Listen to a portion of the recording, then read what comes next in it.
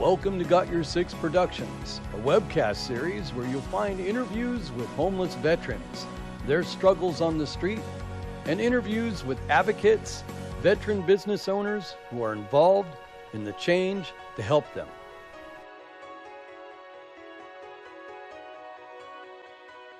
Hi, welcome to Got Your Six Productions. We're here with Andres. I can't say your last name. Vicious, sorry. Vicious. Close enough. Who got into VA type of help for people. He's has a journey on his own that got into dealing with the VA, and you know how we are. A lot of us don't know where to start, or we don't know what type of benefits or programs that are open to us. Some of us are getting out of the military and we have no clue. Some of us are already out of the military and we've lost our paperwork, or we don't have an idea of where to go or where to start. Your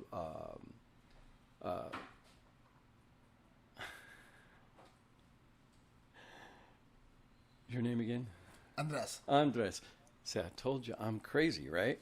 Anyway, Andres has the experience in that, so I'm going to give him over to you to tell you his story.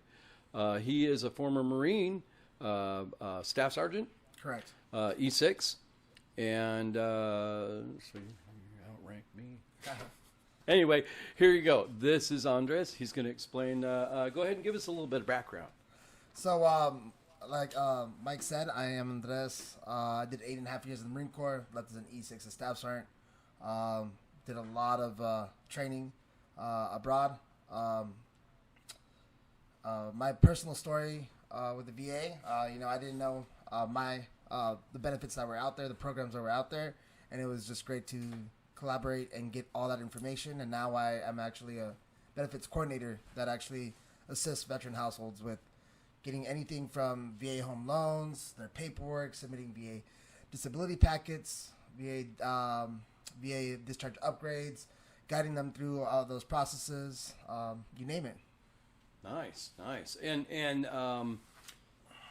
during this process, we're going to be able to get a link for your website on our website, and then that way we can send people to you if they have a question on the paperwork or something like that. So, Mike, I work with an SSVF provider. So we help with homelessness and prevention. Those are two separate. But if you wanted me to assist veterans with those paperworks, I myself cannot, but I know a VA specialist that can. Yeah. Fortunately, I'm reserved with my program. Mm-hmm. You have to be in my program for me to be able to assist you. Now, how could someone find that program to get into it? That's the biggest thing. Yes. So it's called SSVF programs. And so there's PATH, there's VVSD, there's a Join. They're all over San Diego County. Certain ones are specific to the county. So, for example, Joint Services Imperial in San Diego County. If you lived in Temecula, you are not in San Diego County. You're in a different county, and therefore we would not be able to assist you. Okay, so what I'll do is I'll get the links to all those, and I'll put them on the website for them. Now, tell us your journey. How did you get involved in all this? I mean, you started out, and you have a military background, but when was the realization that, hey, man, I really got to get into this? Yes. So in a different life, I was a mortgage officer. The money's great, but it wasn't a job that was fulfilling. When you do a job in life, it should be fulfilling. And so I didn't like my job. I woke up and I'm like, I got to go sell houses.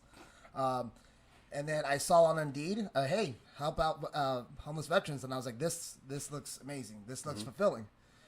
Gave it a shot, never looked back. It's amazing. I've been with the company for 4 some years, and I love it. Now, let's say we're going to go for a couple examples here. Let's say a veteran such as myself was in a shelter and they lost their paperwork. They have no DD-214 on them. They don't have anything. They were in the service. Where do they start? So there's a couple ways, Mike. First off, it would be for San Diego County, the VA Mission Valley Regional Office. They are the office for submitting. They are the office for getting any of your paperwork, change of address, change of direct deposit, all that stuff. If the VA does not have your DD-214, then you have to go second echelon, which is request them from National Archives.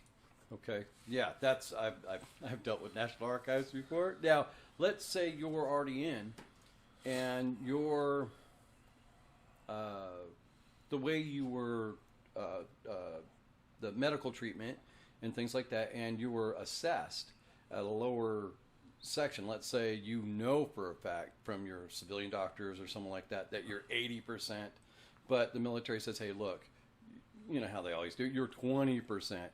You have to get it proved." But when the military comes back and says, "No, that's it," where do you go? Because from there, I've had several people say, "Yeah, I'm stuck with this, and there's nothing I can do." Yes, sir.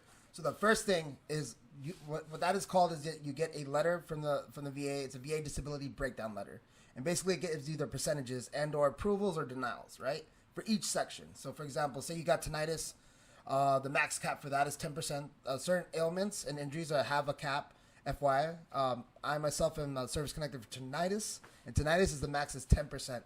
A lot of people go, "Oh, I'm not happy with that 10%." That's the cap for tinnitus. If you think that if you have hearing loss, which is the next echelon, you have to prove to the VA that you have no hearing in one or two of your ears, and then the next echelon would be deafness.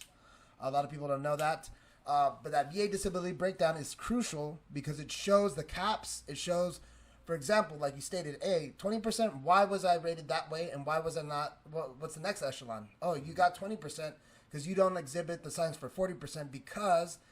And each of the categories it goes, you're not exhibiting A, B, or C. So whenever a veteran isn't happy with a rating, they need to look at, hey, what is that red tape that the VA is hitting me with? I'm not showing decrease in mobility 60% instead of 40%. You need to understand this, and then you need to low-key go to your primary, and then you need to show those A, B, or C, or unfortunately you cannot get that next echelon of rating. So it's basically... You're not stuck with that rating. You're not like, okay, I'm really screwed up over here.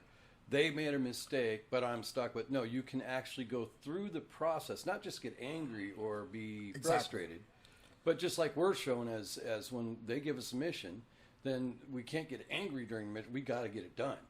So it's basically, okay, you're not stuck. You got to do this paperwork. You got to go to your doctor. You got to get the evidence and the file and the proof and things from professionals, and then submit that. So you're not alone. You have your professionals, you have other fellow veterans and advocates and things like that, so you can actually do it.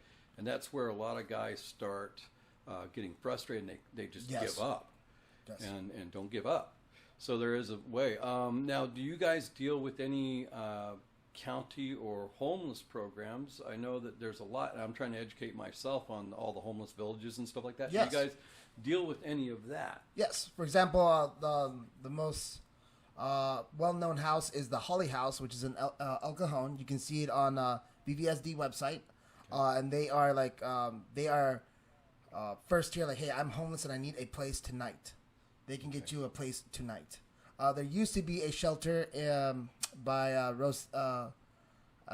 I forget what it is. Ocean Beach, Rosetta Point Boulevard. Yeah. But unfortunately, the San Diego County closed it. It got moved to downtown. And then downtown, the thing with downtown is it's open for everyone, and it's very hard to get in because unfortunately the shelter is packed, and or the city shuts it down sometimes. Yeah. Due to health concerns. Stuff like that. Yeah, we're having a real bad one up in LA. I have a couple of veterans up there that are starting a camp, and I like how they're setting it up because they're setting up a camp where they have all the homeless veterans in one area. One guy's in charge of trash, one guy's in charge of the septic, setting up all that. One guy's in charge of food, they really set it up to where each man has a mission and a thing to do. And that camp hasn't been raided, that camp hasn't been moved because it is the cleanest camp ever. Yeah, unfortunately, you'll see if the camp is not, inhibiting. I don't want to say inhibiting like oh no, like look at that camp. It looks awful. If it's not inhibiting people, for the most part, it's left alone. Unfortunately, camps in San Diego side, fires happen, deaths happen, assaults happen, or something like that, and then of course the city gets involved, and everyone gets punished for the crimes of a few. Now, the thing I liked a lot is some of these guys got together and they started the Veterans Village here in San Diego. Yes. And I'm going to be calling them, trying to get an appointment to go down there and walk through it and see it. Yeah, they're located right in front of MCRD San Diego, right in front of the boot camp. And they also have a couple programs that we can discuss as well. Nice. A substance abuse program, a bridge shelter program, and I believe something else. Oh, cool. So not only is it a homeless program, but it goes into drug rehab, Yes. alcohol rehab, Yes.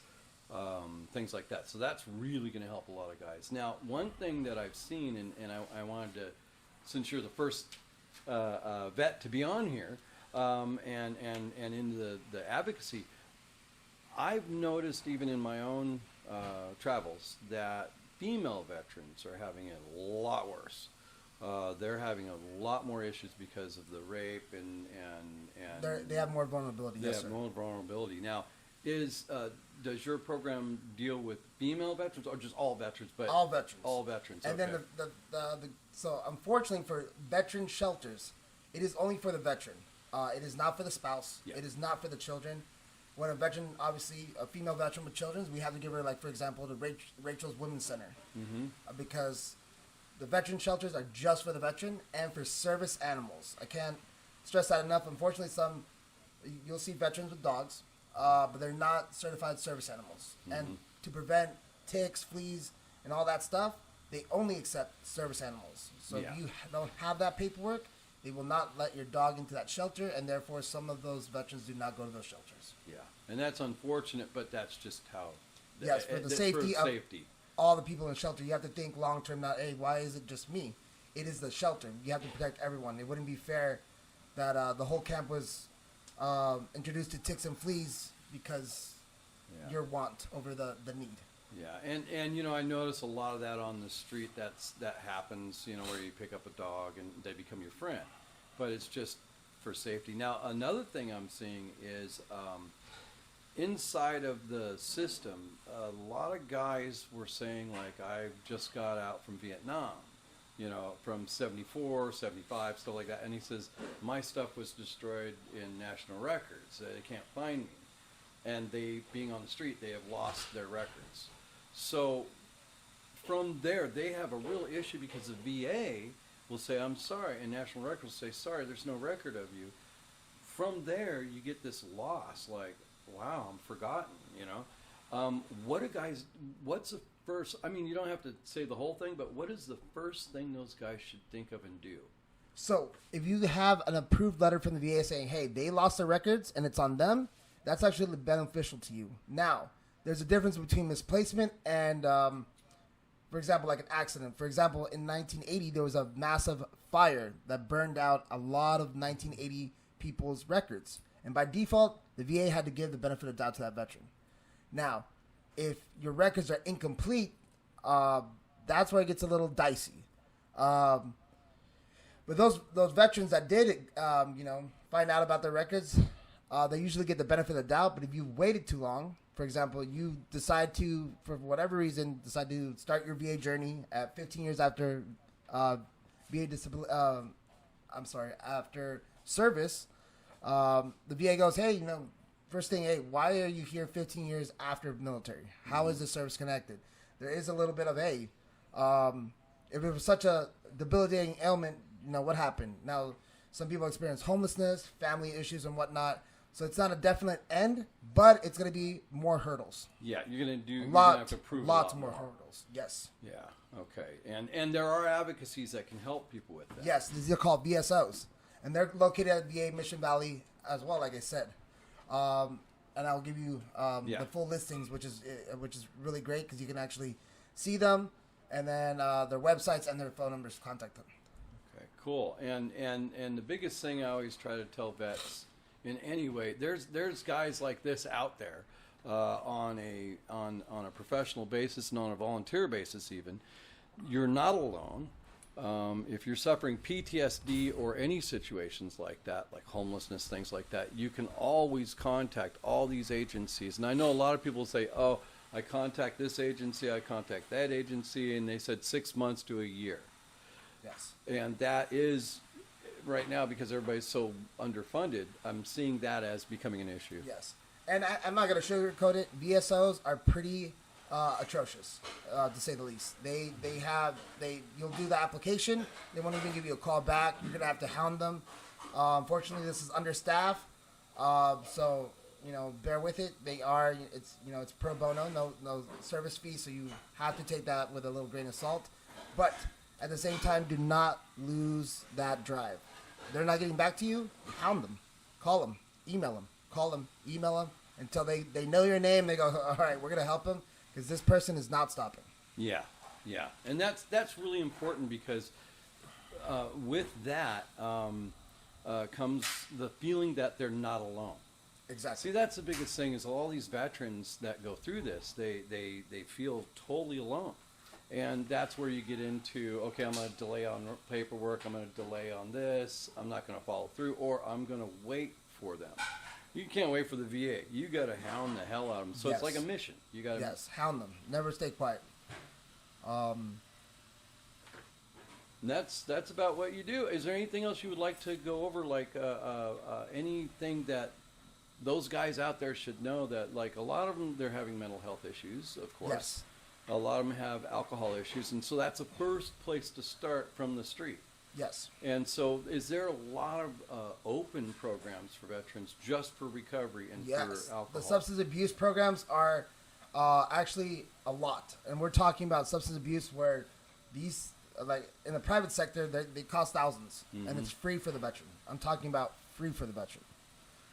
This includes housing, case management, obviously help with that addiction, the medication for some, heroin, meth, withdrawals, stuff like that.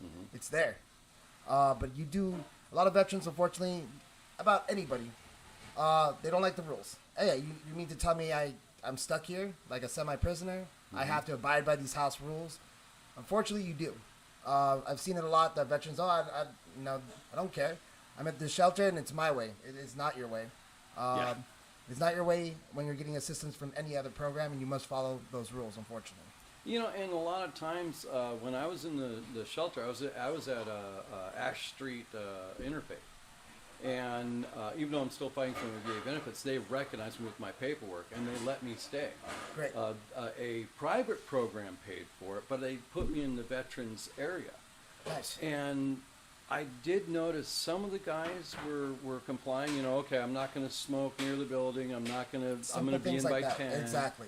Then you see the other guys that in the back, they're always complaining.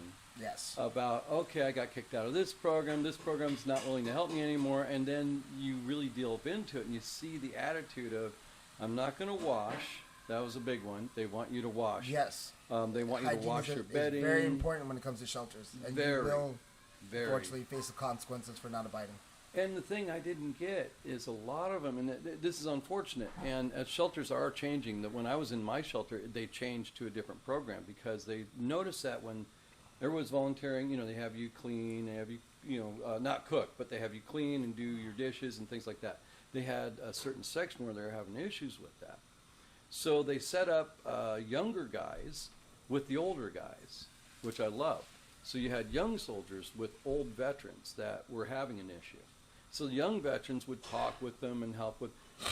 I believe that one veteran helping another veteran is unparalleled. You cannot find more help from. You can find more help from a civilian, yes, and civilian doctors, but seeking out another veteran to help you also gives you more of a strength to get through that mental health issue. It's that camaraderie. A veteran to a veteran is something that can't be replicated, because someone that's been in the rough patches like you have, they can talk to you on the, you don't know what I've been through. Yes, I actually have. So how you can't just ignore me when I've walked a mile in your shoes. Yeah. A lot of veterans go, hey, you're not going to tell me nothing because you have not walked a mile in my shoes. Veterans don't do that when it comes to another veteran because they have walked that mile. Now, is there any future things coming up with the VA that people should know about so they can get on it? Yes. Stand downs. Like you mentioned, North County, there's one in San Diego. I believe they moved it this year because it used to be San Diego High School in downtown. but I have to get back to you on the location. It's a beautiful program. You can get dental work done. You can stay there, actually, in campsite setting. Clothing, VSO connections, free haircuts. Stand Down is the place to be. Cool. It's coming up in the summer. It's coming here in North County for North County, San Diego veterans, and there's one for the main one in downtown.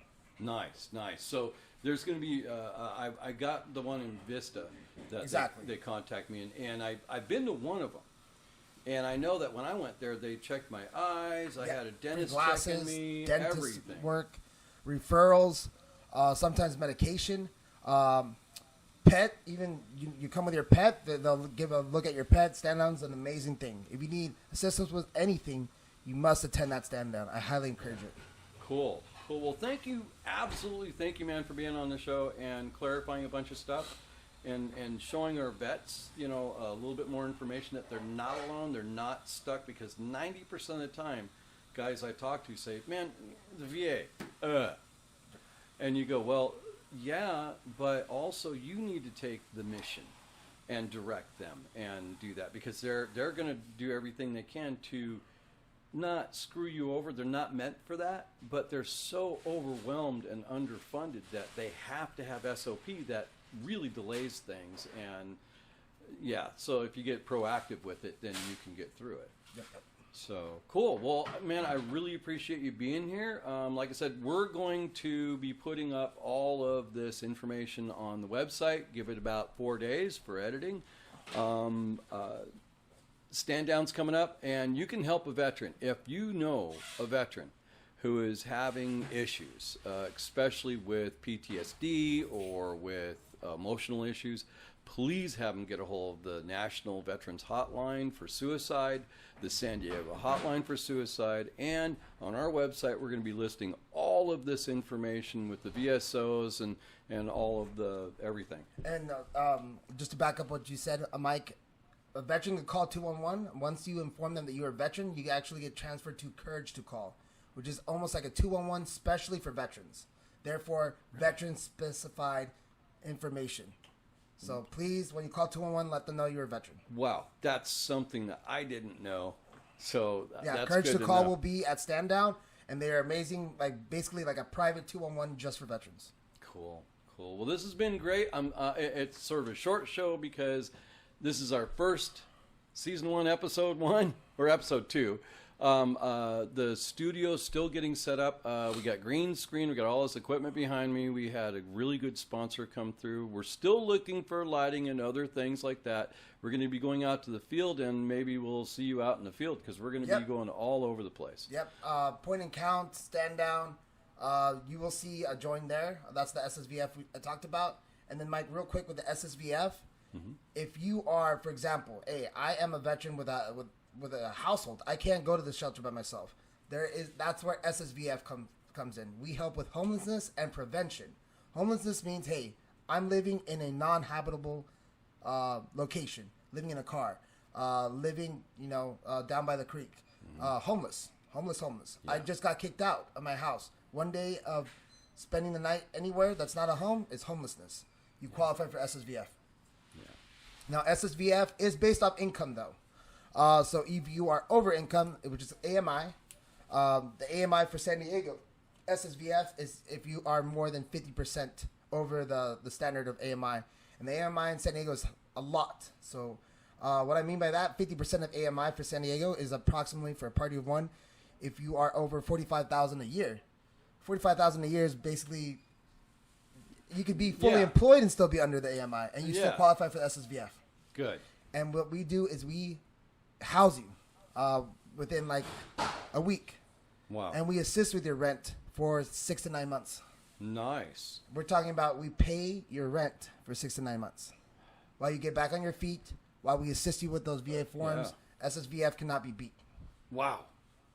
Yeah, when my benefits go through, man, I'm going to be talking to you.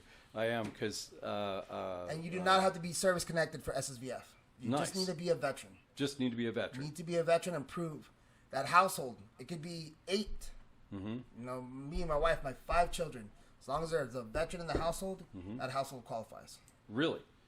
See, that's something that, again, I didn't know, and a lot of guys out there won't know because they just think, okay, I went to the VA, they refused me, now I'm in the car with my family. I do have my DD-214, but they say I'm not disabled. And then the only qualifications is, unfortunately, you cannot have a dishonorable discharge. Yeah, you have to have an honorable Unfortunately, discharge, you cannot have, sometimes some programs won't accept you with a bad conduct, but OTH, general, and honorable will be accepted for SSVF purposes. Even Chapter 7. Chapter 7? General, uncharacterized discharge? Yes, uncharacterized. So, again, the hierarchy is honorable, general, OTH, bad conduct, and dishonorable. As long as it's other than honorable and up, you qualify. Now, that's just for SSVF. Mm-hmm. Now, when we go into benefits, unfortunately, when you have a general and OTH, some of your service can be considered dishonorable for purposes of VA. You'll see it on your forms. It's not marked as dishonorable, but they'll put it into that category. Period. Yeah. And if that injury falls in that time period, it's very hard to get that service connection for that injury. Yeah. Unfortunately. Yeah. Yep. I can understand that one. I hear it all the time. Yes. Unfortunately, we there's hear that consequences for adverse conditions of your discharge. Yeah. And you can get that if you feel wronged in that discharge, you can have that discharge reviewed and upgraded. Yes. But it's a review process. It's not guarantee upgrade. Exactly. It goes to a board of 8 in Washington, D.C. You have 3 options. The board decides your fate without you being there. The board decides your fate while telephone conferencing, or the board decides your fate with you being in D.C. If you choose that option of being in D.C., you have to pay for your own flight, hotel, food, and all that in D.C. I always recommend, just being in live conference. Yeah. But it is possible. Now, it's like court style. You have to bring all the positive, hey, this was not me, and then they already have all the negative. The Navy, all those Captain Mask logs, the page 11s, and stuff like that. Now, you can be a stellar person after the military. That doesn't excuse the sins of the past. Sins of the past, yeah. That's a big thing that people go, hey, I'm an advocate in the community. I do community service. Why is this happening to me? Unfortunately, you did something grievous in the military, and your current lifestyle doesn't forgive the past lifestyle. The past lifestyle, yeah, and that's unfortunate, but that happens. Now a totally different branch. You wouldn't believe the horror stories I'm hearing from National Guard, reservists, things like that. Yes. And they're trying to get that changed because for reservists, I myself did a time frame in the reserves. Reserves is a very unique situation because if you never did a certain amount of active duty days, or you don't even qualify for VA healthcare. Yeah. You don't qualify for active duty GI Bill. We only have reserve GI Bill. It's pretty bad for reservists, and unfortunately, there needs to be more eyesight on that and direction because reservists do their time. It shouldn't be, you never deployed, so, too bad we don't care about you. The veterans still matter. Yeah, they still matter. Take the same oath we do. They put their life in the same situation we do. They can be injured by the training and equipment like we can. So, yeah, they should be supported more. And that's one thing that one of our missions in our show is going to be doing. And National Guard guys have it worse than reservists because that is a state agency. And even though it's still you're a citizen soldier and you're sworn in under a federal soldier, your whole entire benefits setup, your medical, your financial, everything's separate from. Yes, National Guard is that is the most hardest thing when it comes to like VA benefits for. Mm-hmm. Yeah, and because it's hard to get that federal time you have to have. And plus it's a separate agency, so if you get injured, you have to go through the state DOD instead of the federal DOD, which is, I know, I'm going through that right now. But yeah, so there, in all of this whole thing, there are several benefits. There are several programs. There's several people out there. We're going to bring them all to you right here on this show because, like me, Andreas is bringing up stuff that I didn't even know. The 211 thing blows me away, actually. Courtesy Call is amazing. They will assist you with connections for VSL. they will refer us. They, hey, you have an SSVF. I'm homeless. I need help. I have my 30-day pay-or-quit. That prevention I told you about. We can assist you. We can save your household from going homelessness. We can pay those arrears and whatnot. That's nice, and all they need to do is show up with a DD-214. Yes. Wow. Yeah. Yeah. That's not a bad deal, right? I might be showing up next week. That's for sure. Anyway, well, I really appreciate you being on the show. Is there anything else you'd like to say, or is there a shout out to maybe a buddy, military buddy, or anybody?